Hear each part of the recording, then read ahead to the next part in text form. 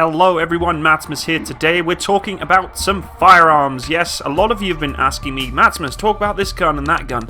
Well, to be honest, I'm only going to really talk about guns that I've had experiences with for the most part, because guns is a world where people can get very, very upset about putting an opinion on something, especially with the firearms world. Trust me, I have been involved in the firearms world here in Canada, and as soon as you say opinion against someone else, it's just not a good time. However, I have operated this firearm, so I do have some experience which I can definitely put some judgment on. So today we are talking about the FN MAG, but in technicality terms today we're going to talk about the M240 Bravo machine gun used by the United States military. Now, this machine gun is fantastic. I've used it in the British Army, known as the GPMG or General Purpose Machine Gun.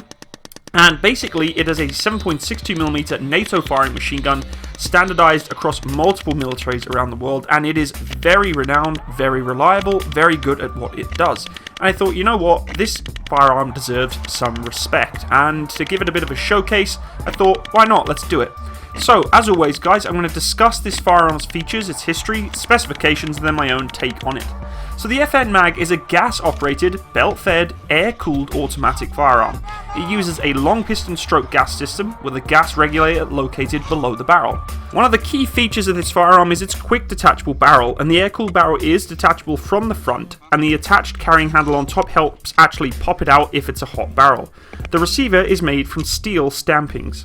The FN MAG is a machine gun manufactured by Fabrique Nationale, or FN, in Belgium. It was developed in the 1950s, and it has been produced pretty much since 1958, and has become widely adopted as the 7.62 51mm NATO firing machine gun used by more than 20 different countries.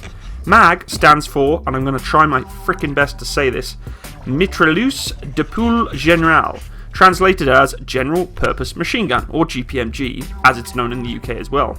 It has been adopted in more than 80 countries worldwide and is licensed produced in the US, UK, Argentina, Taiwan, India, Singapore and Egypt. The FN MAG derivative, the M240, manufactured in Fabrique Nationale subsidiary FN Manufacturing Inc. in Colombia, was chosen by the US military for different roles after a large world searches and competitions. It has mainly replaced the beautiful M60 machine gun in most roles, though it replaced some other machine guns in the coaxial form as well. Coaxial, guys, meaning basically mounted to a vehicle alongside another firearm or gun. The MAG 58 and variants are in production in Belgium and are currently exported in many different nations. The MAG 58 and its descendants will continue to see service throughout the world for some time to come. And rightly so, this firearm has definitely earned its place in the history books as being one of the most reliable and effective guns in the world. The M240 is a belt-fed operated, gas-operated, air-cooled, crew-served, fixed headspace weapon.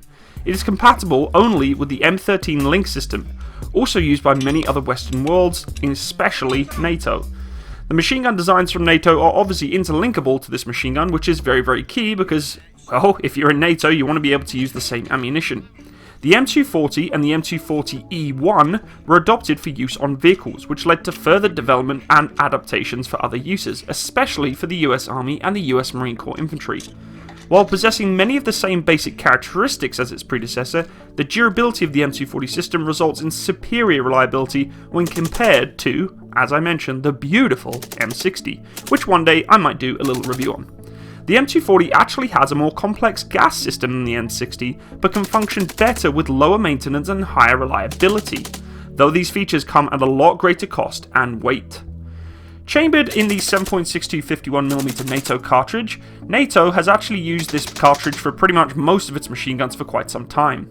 The MAG uses a locking system similar to that of the Browning automatic rifle or BAR, and has made use of some of the work done by John Browning, who had worked on the earlier designs in Belgium. The downward locking bolt drives the belt system feed forward, which is a similar type to that of the MG42, which, again, I'll probably do another video on in the future. Itself, it's borrowing from an earlier design. They are, however, not identical. The MAG works with the standard NATO belt type, which is a capability not added until 1968 design of the MG3, a descendant of the MG42. The MG42 also influenced the MAG's trigger mechanism. The FN MAG has proven to be extremely reliable under all conditions. Desert, snow, rain, whatever it may be, it will keep going. In the US Army testing, it could fire an average of 26,000 rounds until a failure, such as a part breaking. Mean rounds to a stoppage figures such as a jam were a lot lower. One popular feature of this weapon is that the barrels can be switched extremely quickly, which, if you have an extremely hot barrel, not only affects its safety of the firearm, but obviously its accuracy. You put enough rounds down this barrel, guys, it will glow red, and it will eventually start causing some severe stoppages. Not only that, it's extremely unsafe, and your accuracy is going to go through the window, because at the end of the day, you're firing rounds through what could potentially be a floppy barrel. A well-trained crew can swap a fresh barrel within about 3 seconds, and they are technically supposed to do so every 200 rounds of belt fired during sustained fire in order to prevent this overheating. Sadly, in reality, it's just not quite that simple. Sometimes you don't always have the ability to change barrel, and if you're in a sustained contact, you just don't have the ability to do so.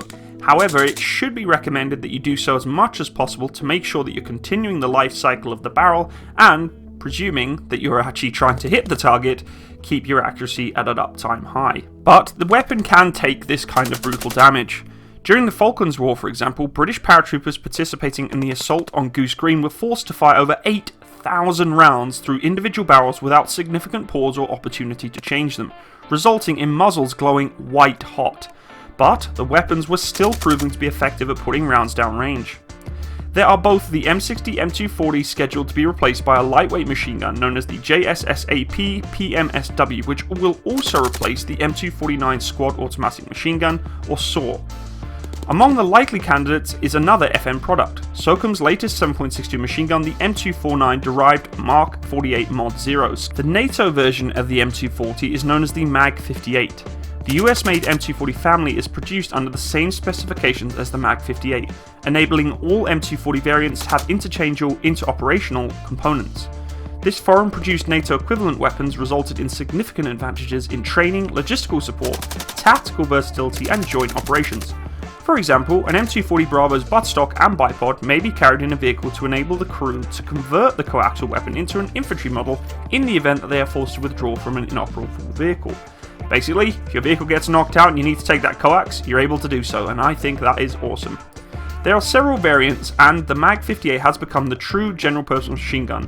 So we spoke a little bit about the original M240 variant, but there is also some other variants of the M240. The M240 Bravo is the standard infantry medium machine gun of the US Army, and also used by the US Air Force. It comes configured for ground combat specifically.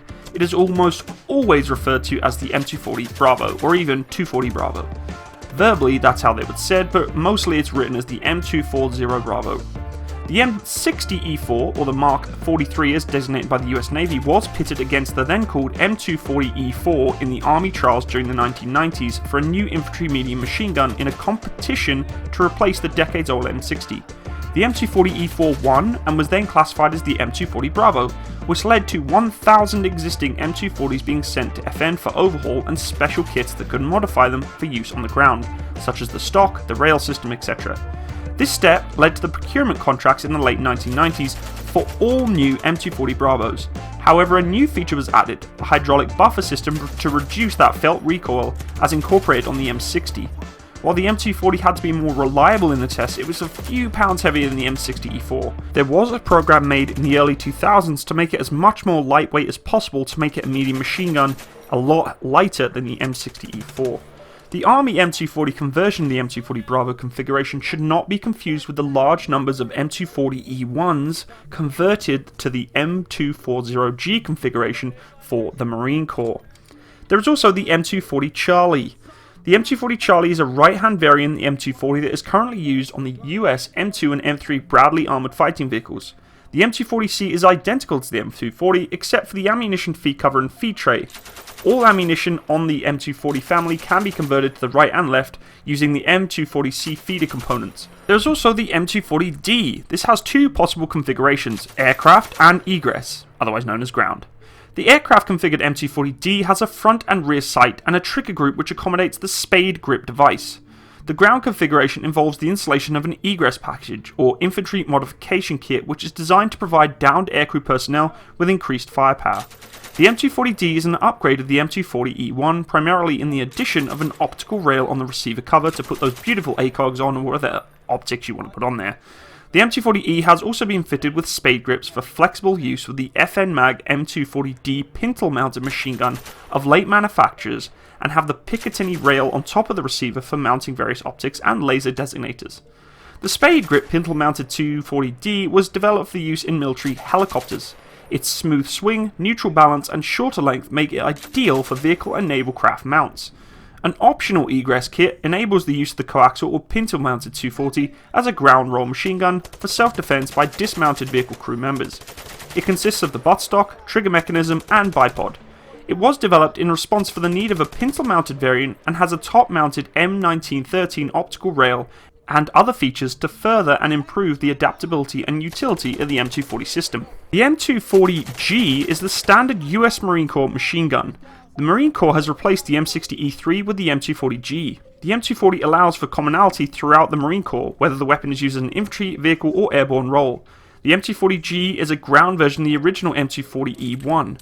Again, a 7.62mm medium-class weapon designed for coaxial, pintle-mounted, and infantry operations, both on tanks and labs.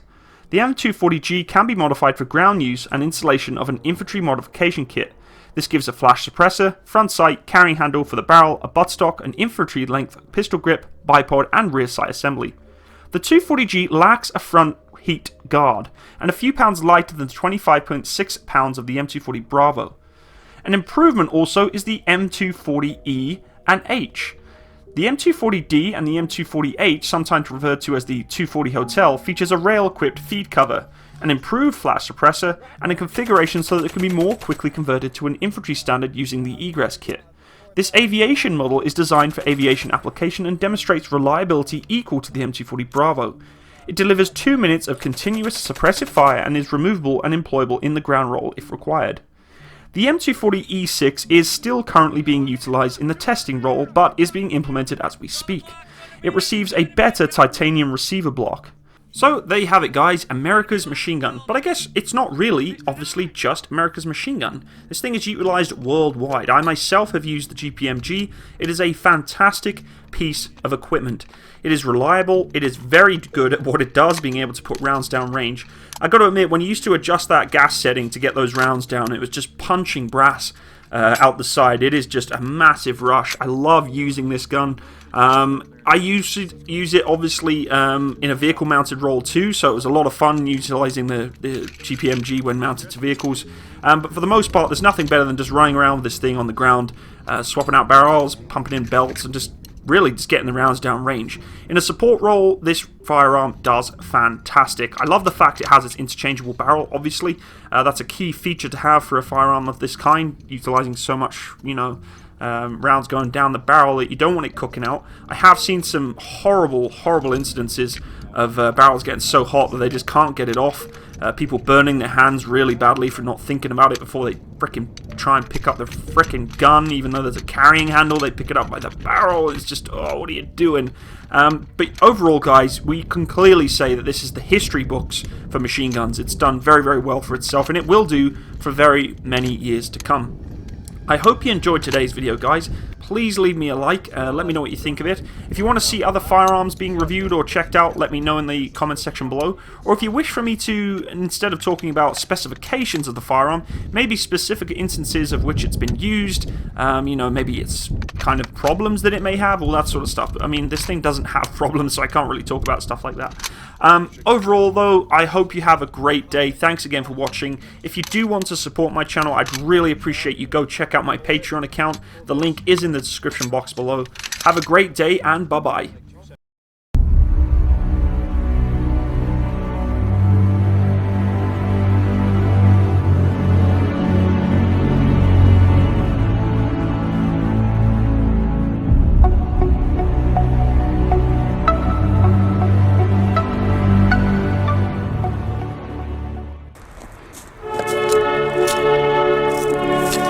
Make sure when you pull the trigger that you're ready for that kickback, Rob.